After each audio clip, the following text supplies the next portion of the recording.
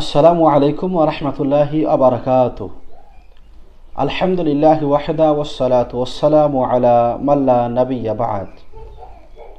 ক্বালা আল্লাহু তাআলা আউযু বিল্লাহি মিনাশ শাইতানির রাজীম। বিসমিল্লাহির রহমানির রহিম। ইন্নামাল মুমিনুনা ইখওয়া ফাআসলিহু বাইনা আখওয়াইকুম। সম্মানিত হাজিরিন, সমস্ত তারিফ ও শুকরিয়া সে আল্লাহ রাব্বুল আলামিনের জন্যই আদা করছি যে আল্লাহ রাব্বুল আলামিন আমাদের সবাইকে এক পিতা এবং এক মাতা অর্থাৎ আদম আলাইহিস সালাম এবং হাওয়া আলাইহাস সালাম থেকেই আল্লাহ রাব্বুল আলামিন আমাদেরকে সৃষ্টি করেছেন। সুতরাং সে আল্লাহ রাব্বুল আলামিনের শুকরিয়া আদায় করছি, আলহামদুলিল্লাহ। দরুদ ও সালাম বর্ষিত হোক সে রাসূলের উপর, যে রাসূল আপনাকে আমাকে এই সমস্ত কথাগুলি বুঝিয়েছেন, যে রাসূল ন্যায় এবং অন্যায়ের মাঝখানে যা যা পার্থক্য সেটা বুঝিয়েছেন। ওই রাসূলের উপর দরুদ এবং সালাম বর্ষিত হোক সাল্লাল্লাহু আলাইহি ওয়াসাল্লাম। সম্মানিত তিনি ভাই ও বোন, আজকের পর্বতে যে বিষয়টি নিয়ে আলোচনা করতে যাচ্ছি, বিষয়টি হলো যে আল্লাহ রাব্বুল আলামিন যে আমাদেরকে সৃষ্টি করেছেন, আমাদের একজন ব্যক্তির উপর, একজন মানুষের উপর আরেকজন মানুষের এবং বিশেষ করে একজন মুসলিমের উপর আরেকজন মুসলিমের কি কি অধিকার এবং হক রয়েছে। এই অধিকার এবং হকগুলি যদি আমরা জেনে যাই এবং ওটা যদি আমরা আমল করি, আমাদের উপর অন্য ভাইদের যা অধিকার এবং হক রয়েছে ওটা যদি আমরা পূরণ করি এবং আমাদের যে সমস্ত পাওয়া, যে সমস্ত অধিকার, যে সমস্ত হক আমাদের ভাইদের উপর রয়েছে যদি ওটা তাহারা আদায় করে, তাহলে আমাদের সমাজটা সুন্দর একটা পরিবেশে ঘুরে আসবে। আমাদের মাঝখানে থাকবে না মারপিট, আমাদের মাঝখানে থাকবে না খুনাখুনি, আমাদের মাঝখানে থাকবে না কোনো প্রকারের অন্যায় কাজ, যদি আমরা ওই হকগুলিকে আদায় করতে পারি। আসুন আমরা সরাসরিতে চলে যাই যে একজন মুসলিমের উপর অপর মুসলিমের কি কি হক রয়েছে। আল্লাহ সুবহানাহু ওয়া তাআলা পবিত্র কোরআনের সূরা হুজরাতে বলেন, ইন্নামাল মুমিনুনা ইখওয়া। অবশ্যই এক মুমিন অপর মুমিনের হলো ভাই। মুমিন এবং মুমিনের সম্পর্ক হলো ভাই ভাইয়ের সম্পর্ক। সুতরাং আল্লাহ রাব্বুল আলামিন যেহেতু একজন মুসলিম আরেকজন মুসলিমের ভাই হিসাবে আল্লাহ তাআলা আলোচনা করেছেন, ওই মর্মে আল্লাহ রাসূল সাল্লাল্লাহু আলাইহি সাল্লামের হাদিসের দ্বারা প্রমাণ হয়েছে যে যেহেতু তোমরা ভাই, সেহেতু তোমাদের উপর অন্য ভাইয়ের কয়েকখানা হক রয়েছে যা তোমাদেরকে আদায় করতে হবে। তার মধ্যে কি? আসুন সরাসরি একটা হাদিসে চলে যাই। হযরত আবু হুরায়রা রাদিয়াল্লাহু তাআলা আনহু থেকে হাদিসটি বর্ণিত। কালা, তিনি বলেন, সামিআতু রাসূলুল্লাহি সাল্লাল্লাহু আলাইহি ওয়াসাল্লাম ইয়াকুলু, যে নবী করিম সাল্লাল্লাহু তাআলা আলাইহি ওয়াসাল্লামকে আমি নিজ মুখে এটা বলতে শুনেছি। আল্লাহ রাসূল বলেছেন, আমি নিজ কানে এ কথাকে শ্রবণ করেছি। সে কথাগুলি কি? রাসূল সাল্লাল্লাহু আলাইহি সাল্লাম বললেন, হাক্কুল মুসলিমি আলাল মুসলিমি খামসুন।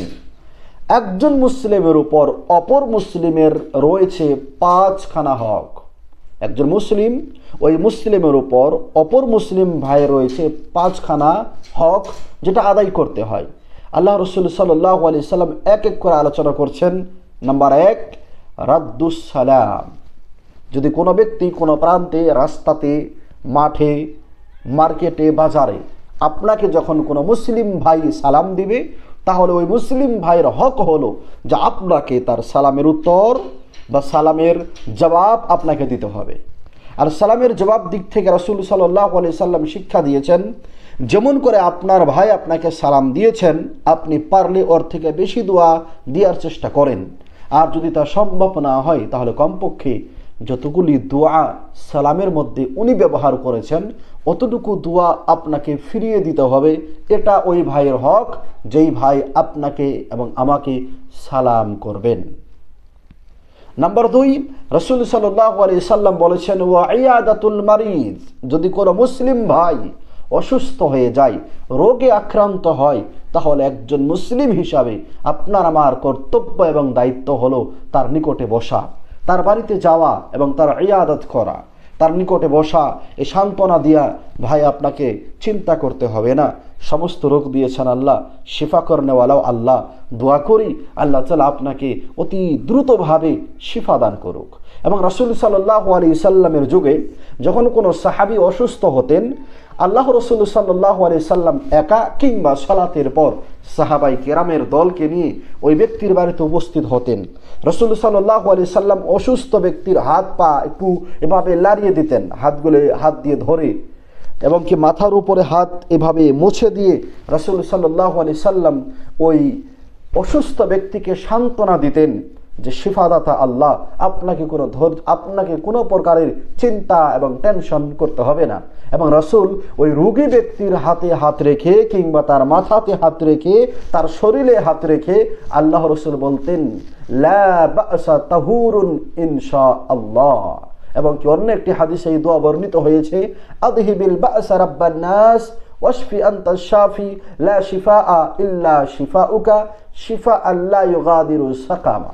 তো রাসূল সাল্লাল্লাহু আলাইহি সাল্লাম রোগী দেখার জন্য যেতেন, পারলে তার জন্য কোনো ধরনের হাদিয়া, তোহফা, খাবারের কোনো সামগ্রী নিয়ে রাসূল সাল্লাল্লাহু আলাইহি সাল্লাম রোগী ব্যক্তির নিকটে যেতেন। আজকে আমাদের মধ্যে এটা নেই।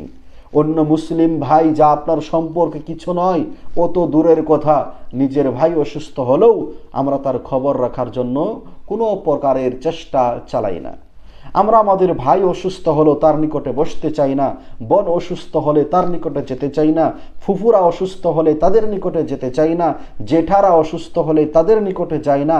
আরে দুর্ভাগ্যের কথা হলো নিজের পিতামাতা অসুস্থ হলেও সন্তান তার নিকটে যেতে চাই না। অথচ রাসূল সাল্লাল্লাহু আলাইহি সাল্লাম অন্য মুসলিমদের ব্যাপারেই বলেছেন, যারা মুসলিম আপনার নিজের ভাই নয়, তারপরেও এই 6খানা এই 5খানা হক আপনার আমার উপরে আছে, তাদের ওটা আপনাকে আমাকে পূরণ করতে হবে। তো 2 নম্বরে রাসূল বলেছেন ওয়া ইয়াদাতুল মারিজ, মানুষ যখন অসুস্থ হয় তখন ওই ব্যক্তির নিকটে যাওয়া, তার জন্য শিফায়ের কামনা করা, দোয়া করা, তাকে সান্ত্বনা প্রদান করা, এটা মুসলিম হিসাবে অপর মুসলিমের উপর 2 নম্বর হক। নম্বর 3, আল্লাহ রাসূল বলছেন ওয়াত্তিবাউল জানাইজ, একজন ব্যক্তি অসুস্থ হওয়ার পর সেই ব্যক্তি যদি ওই নিগমনগরে চলে যায়, সেই ব্যক্তির যদি ইন্তেকাল হয়ে যায়, সেই ব্যক্তি যদি মৃত্যুবরণ করে, আল্লাহ রাসূল বলছেন তাহলে তোমরা তার জানাজাতে অংশগ্রহণ করো, তার জানাজার সালাতে নিজে অংশগ্রহণ করো। কেননা জানাজার সালাতটা মৃত্যু ব্যক্তির জন্য মাগফিরাতের দোয়া। জানাজার সালাতটা একজন ব্যক্তির জন্য কবরের মধ্যে যাতে আসানি হয় ওর জন্য দোয়া। এবং মাটি দেওয়ার পর রাসূল শিক্ষা দিয়েছেন ইস্তাগফিরু লিআখিকুম, তোমরা তোমাদের ভাইয়ের জন্য দোয়া করো। এমন করে আল্লাহুম্মা গফির লাহু ওয়া সাব্বিতহু ওয়ারহামহু, আল্লাহ তাআলা আপনি আমাদের এই ভাইকে ক্ষমা করেন, তার উপরে রহমত বর্ষিত করেন এবং তাকে ফেরেশতাদের প্রশ্নের উত্তর দেওয়ার জন্য অটল রাখেন। তো জানাজার সালাত এবং মৃত্যু ব্যক্তিকে মাটি দিয়া, এটা মৃত্যু ব্যক্তির জন্য দোয়া, ইস্তিগফারের দোয়া। এবং যারা এই জানাজার সালাতে অংশগ্রহণ করবে ওদের জন্য রয়েছে অনেক নেকি। যেমন সেই হাদিসে প্রমাণ হয়েছে, যদি কোনো ব্যক্তি জানাজার সালাতে অংশগ্রহণ করে, জানাজার সালাত আদায় করে, আল্লাহ রাসূল বলছেন লাহু কিরাত, ওই ব্যক্তির জন্য 1 কিরাত সমতুল্য নেকি আল্লাহ তাআলা লিখে দেন। এরপর রাসূল সাল্লাল্লাহু আলাইহি সাল্লাম বলেছেন, ওই ব্যক্তি যদি জানাজার সালাত আদায় করার পর কোনো ব্যক্তির দাফনের ভিতরেও অংশগ্রহণ করে, অর্থাৎ মাটিও যদি কোনো ব্যক্তি দেয়, আল্লাহ রাসূল সাল্লাল্লাহু আলাইহি সাল্লাম বলেছেন ওই ব্যক্তির জন্য 2 কিরাত সমতুল্য নেকি আল্লাহ রাব্বুল আলামিন দান করেন। এবং অন্য হাদিসে রাসূল সাল্লাল্লাহু আলাইহি সাল্লাম বলেন 1 কিরাত হলো উহুদ পাহাড় সমতুল্য। সুবহানাল্লাহ। তো সুতরাং একজন মুসলিমের আপনার আমার উপর হক হলো, যদি মুসলিম ভাই মারা যায় আপনার বাড়ির নিকটে, আপনার আত্মীয়তার মধ্যে অথবা আপনার এলাকার মধ্যে যদি আপনি খবর পান, তাহলে আপনার আমার জন্য কর্তব্য হলো ওই ব্যক্তির জানাজার নামাজে অংশগ্রহণ করা। ওটা মৃত্যু ব্যক্তির মুসলিম হিসাবে আপনার এবং আমার উপরে হক রয়েছে, বলেছেন মুহাম্মদ সাল্লাল্লাহু আলাইহি ওয়াসাল্লাম। 4 নম্বরে রাসূল সাল্লাল্লাহু তাআলা আলাইহি ওয়াসাল্লাম বলেন ওয়া ইজাবাতুদ দাওয়া, একজন মুসলিম যদি আপনাকে দাওয়াত করে বাড়িতে ঈদের দিন অথবা আকিকার দিনে অথবা অলিমার দিনে, নাইবা কোনো একদিন এমনি জুমার দিনে আপনার বন্ধু মুসলিম, আপনার ভাই মুসলিম সে চাইলেও আপনাকে দাওয়াত করবে, ভাই আজকে জুমার সালাতের পর আমার বাড়িতে আপনার দাওয়াত।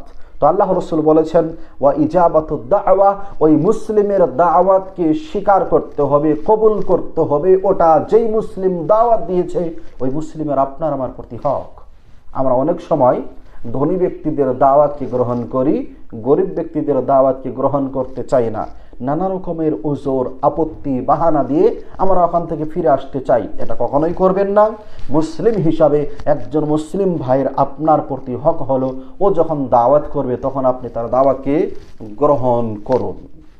এরপর ৫ম নম্বরে আল্লাহ রসুল সাল্লাল্লাহু আলাইহি সাল্লাম বলেছেন ওয়া তাশমিতুল আতিস, একজন ব্যক্তি যখন হাঁচি করে, হাঁচি করার পর ওই ব্যক্তি যখন বলবে আলহামদুলিল্লাহ, এই আলহামদুলিল্লাহ শোনা মাত্র আপনার এবং আমার প্রতি ওই ব্যক্তির হক হলো যে আপনি তার জন্য দোয়া করেন, ইয়ারহামুকাল্লাহ।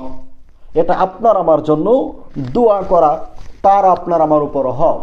একজন ব্যক্তি হাঁচি করবে, ও বলবে আলহামদুলিল্লাহ, আমরা শুনবো, আমরা বলবো ইয়ারহামুকাল্লাহ।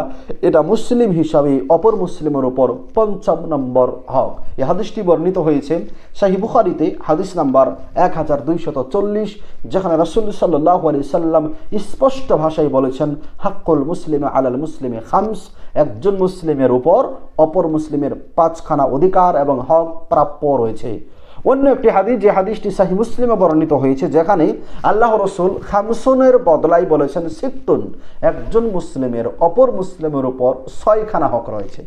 তো 6ষ্ঠ নম্বর যে হকটি, সেটা হলো একজন মুসলিম যদি আপনার নিকটে কোনো পরামর্শের জন্য আসে, মেয়ের বিবাহের ক্ষেত্রে, রোগীর চিকিৎসার বাবদে বা যে কোনো লেখাপড়ার ক্ষেত্রে, যে কোনো বিষয়, কোনো ভালো ওসিয়তের আশা করে বা নসিহতের আশা করে যদি আপনার নিকটে আসে, তাহলে আপনার আমার জন্য কর্তব্য হলো ওই ব্যক্তিকে উত্তম ওসিয়ত করা, ওই ব্যক্তিকে উত্তম নসিহত করা, এমন নসিহত করা যেই নসিহতে ওই ব্যক্তির কল্যাণ আছে, যেই নসিহতে ওই ব্যক্তির ঈমানের কল্যাণ আছে, যেই নসিহতে ওই ব্যক্তির উপর আল্লাহ সন্তুষ্ট হবেন, এমন নসিহত কিংবা ওসিয়ত করাও আপনার এবং আমার জন্য কর্তব্য এবং ওই মুসলিমের আপনার এবং আমার উপর হক।